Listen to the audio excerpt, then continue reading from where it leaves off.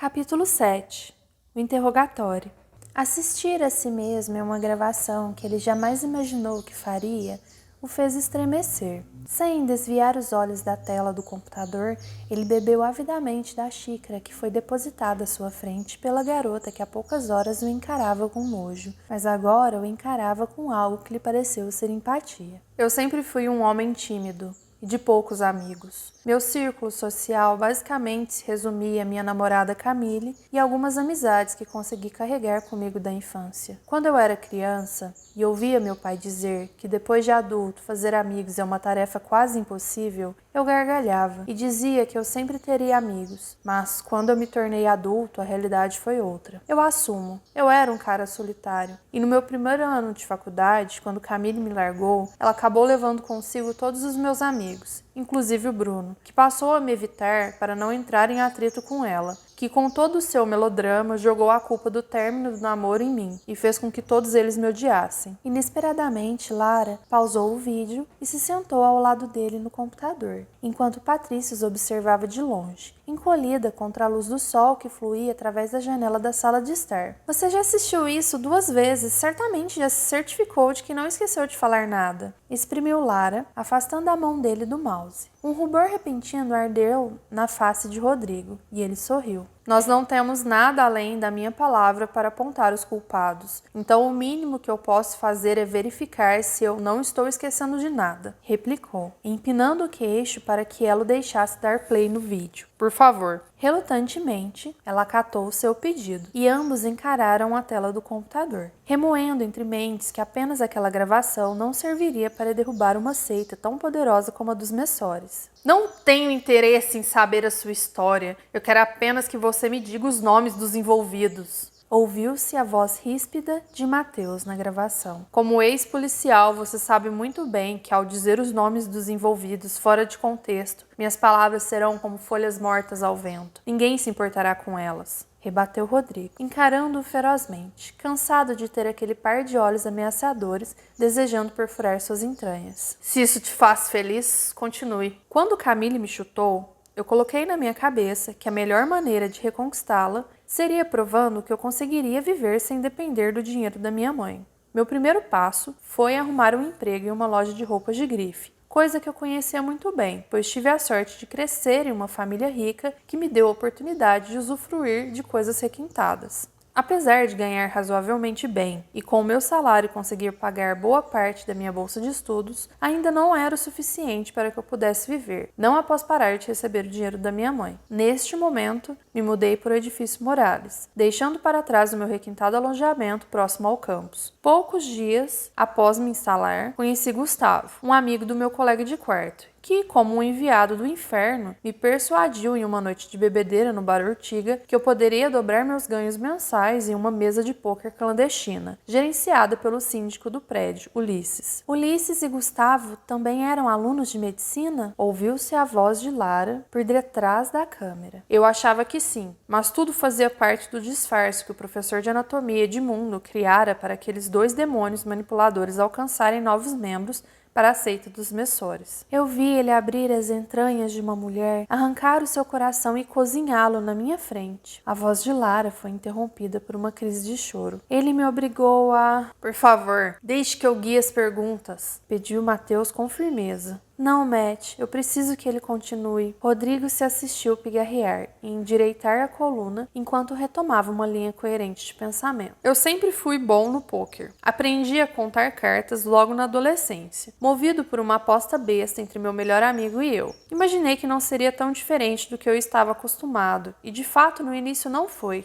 Eu me dei bem por umas 3 semanas, juntei uma grana alta, equivalente ao pagamento de 6 meses de faculdade, incluindo minhas necessidades básicas e aluguel. Mas uma tarde amaldiçoada coloquei tudo a perder. Apostei mais do que eu tinha, contando com a sorte e perdi. Imaginei que eles só me dariam uma surra, como acontece nos filmes, mas em vez disso fui apresentado a Edmundo. Ele perdoou a minha dívida e me convidou a fazer parte de um grupo seleto de seus pupilos, para efetuar algumas tarefas para ele, muito bem pagas por sinal, que não só me ajudaram a não ter que usar o dinheiro da minha mãe para me virar, como no fim estava pouco a pouco reconquistando Camille de volta. Emitindo resmungos de reprovação, era possível ver a sombra de Mateus crescendo sobre Rodrigo, tão grande quanto o ódio que borbulhava dentro de si. E o que exatamente você fazia para aquele cuzão? A princípio eram tarefas simples, como buscar uma fantasia em uma loja, transportar caixas de um lado para o outro da cidade, até que certo dia fui convocado para ser garçom em uma festa chique em uma fazenda. No entanto, aquilo não foi apenas uma droga de uma festa, mas sim uma iniciação. De olhos vendados e com uma faca pressionada contra minha garganta, eu me tornei membro dos Messores, temendo não apenas pela minha vida, mas pela vida da minha família, que estava disposta aos meus pés na forma de um vídeo que rodava em loop, mostrando alguns pedaços de conversa da minha mãe com Augusto, que provavelmente foi visitá-la em seu consultório para me intimidar. Eu não entendo tamanho interesse em um bostinha como você. Eles poderiam foder com um médico já formado e não com um estudante. Irrompeu Mateus indignado. Tentaram no passado, mas não deu certo por motivos óbvios. Eles precisavam de alguém que fosse solteiro e que pudesse sair no meio da noite para roubar órgãos, sem gerar questionamento entre seus familiares. Quem melhor do que um estudante de medicina morando longe de casa para fazer isso? E depois da iniciação, o que você passou a fazer para Edmundo e os Messores? Questionou Lara, em um sussurro. O lobo, como chamavam o político que comanda todo o esquema, chegou à sua atual posição de poder através de extorsões. Dizem que, desde garoto, ele sempre se interessou por coisas sombrias, sabe? E que antes dos seus 18 anos, ele já frequentava casas de BDSM bem undergrounds, sabe, aquelas de sadomasoquismo? Até que certa vez presenciou um dominador que foi longe demais e acabou matando sua escrava sexual. A imagem da mulher se afogando em seu próprio sangue, após ter seu pescoço parcialmente decepado, não saiu da cabeça dele. E movido pelo desejo de reviver aquela sensação, desde então ele vem promovendo a morte de mulheres inocentes. Como ninguém nunca pegou esse filho da puta, murmurou Mateus do outro lado da sala, chutando violentamente uma cadeira.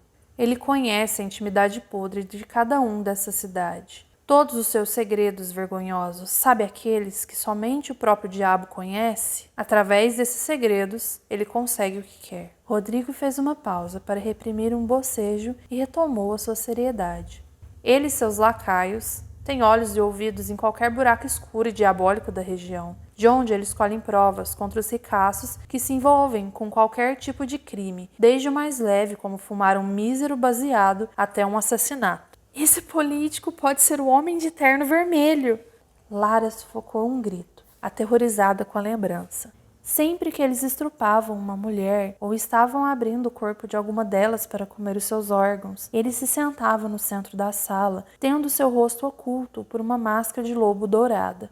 Observando-os como Lúcifer observa o banquete de uma horda de demônios, não é mesmo? Sinceramente, eu nunca presenciei essas orgias diabólicas, mas após ser treinado na arte do bisturi por Edmundo, eu tomei a frente como cirurgião ao lado de outros 2 homens, e seguindo as ordens do meu mentor, nós roubávamos órgãos com o auxílio de Gustavo e seus capangas, e os entregávamos a Ulisses, para que ele os enviasse aos compradores. O rosto do homem no vídeo perdeu a cor, e de repente ele vomitou, com a imagem vívida do passado correndo pelas suas vistas em vermelho. Tentei ir à polícia denunciar o esquema, mas fui surrado e abandonado entre a vida e a morte em um hospital. Quando despertei na manhã seguinte, me deparei com meu mentor ao meu lado, segurando um aparelho telefônico com uma gravação de minha ex-namorada Camille, conversando com a minha mãe na porta de casa. Todos os chamávamos de cirurgião Ed, e quando ele estava presente em uma sala com você, apenas com um olhar ele te transmitiu quão fodido você estava, e naquele momento eu soube que mesmo que ele me matasse, ele torturaria e mataria todas as pessoas que um dia eu me importei para servir de exemplo a qualquer maluco que tentasse levantar um dedo contra ele e os Messores. Seu olhar frio transbordava morte, quando ele aproximava com sua mão trêmula, cometida pela artrite, segurando um bisturi. Todas as garotas da sala sabiam que alguém iria morrer naquela noite. Irrompeu Lara, com sua voz quase inaudível na gravação. Eles vendiam os órgãos para serem colocados em outras pessoas? Ou eles apenas vendiam a outros canibais? E as mulheres? Eles também as vendiam como escravas sexuais, assim como fizeram com a minha irmã? Rapidamente, Mateus apareceu na filmagem, andando nervosamente de um lado para o outro, segurando-se firmemente para não partir para cima do rapaz. Eles vendiam os órgãos para quem pagasse mais. Eu não sei exatamente para qual fim, mas a exigência era que estivessem frescos, como se fossem utilizá-los em um transplante. Ouvir-se dizer aquilo fez sua boca ficar seca, revivendo as expressões de incompreensão e medo nos rostos que ele foi obrigado a matar. As mulheres eram vendidas em leilões, divididas por raças, e se eram virgens ou não. Rodrigo pausou o vídeo, afastou a xícara e encarou o rosto de Lara, que mal piscava, concentrada na tela do computador, como se momentaneamente seu cérebro se desprendesse de tudo à sua volta. Eu sinto muito que você tenha passado por tudo que passou. Ele disse aquelas palavras, sentindo uma sensação estranha se alojando no fundo de seu estômago, como se o chá tivesse se solidificado dentro de si. Se eu tivesse gravado esse vídeo antes e o enviado para a imprensa, talvez eu tivesse conseguido derrubar o esquema antes deles terem te pegado. Se você tivesse feito isso, você estaria morto. Pela primeira vez em horas ele ouviu a voz de Patrícia. Eu me lembrei de tudo, inclusive o motivo pelo qual eles me mataram. Em um salto, Rodrigo deixou o seu lugar em frente ao computador e se aproximou da janela, fechando sua mão em punho. Quem foi que atirou em você? Indagou, sentindo seu sangue arder de suas veias. Isso não importa agora. O que realmente importa é que eu tenho todas as provas que precisamos para acabar de uma vez por todas com essa seita satânica. Possuo fotos, contratos e uma ampla lista de nomes e endereços de todos os envolvidos. A garota engoliu em seco, prendeu seus cabelos em um rabo de cavalo desgrenhado. Onde você conseguiu isso tudo? Acontece que eu namorava o Gustavo e, certa vez, ele bebeu demais e deixou escapar toda a verdade. Ela suspirou timidamente. Ele queria sair do esquema. Ele me disse que só entrou nisso porque precisava ajudar sua mãe a fazer um tratamento experimental, que era extremamente caro para um câncer na coluna. Ele me deu todas as provas que eu precisava para derrubar o esquema. Mas Carlos, um calouro de medicina que havia acabado de entrar para os Messores, descobriu tudo e nos seguiu até o bar, onde encenaríamos uma briga para que as outras pessoas achassem que eu havia abandonado meu emprego e a faculdade pela dor de um coração partido.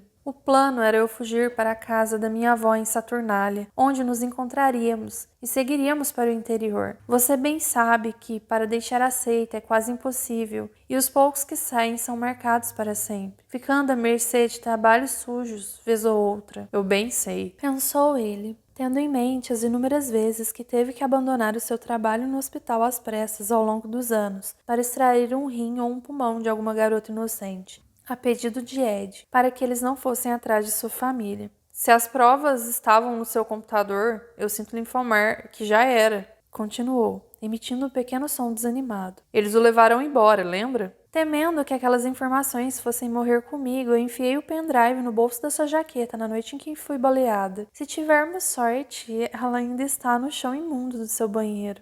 Ela esboçou um meio sorriso, antes de negar com a cabeça. No final das contas, eu não vou te assombrar por tanto tempo assim. Talvez derrubar o esquema seja minha missão inacabada na Terra. Pensar na possibilidade de ver todos aqueles monstros atrás das grades o fez ser tomado por uma alegria que ele não sentia desde que Camille morreu. Subitamente, ele segurou a mão dela, entrelaçando seus dedos com força, segurando a vontade de abraçá-la e saltar como uma criança de 5 anos ao ver o Papai Noel pela primeira vez. Eu nem acredito que nós vamos acabar com eles, exclamou ele, recebendo 2 sons interrogativos vindo de trás de si. Ao girar nos calcanhares, ele se deparou com os 2 irmãos, encarando-o, como a quem encara um louco que acabara de saltar o muro de um sanatório. Você está falando com Deus de novo? Indagou Lara confusamente. Algo assim. Ele piscou para Patrícia. Preciso ir até a minha casa. Acabou de me ocorrer que tem um pendrive que vai salvar as nossas vidas.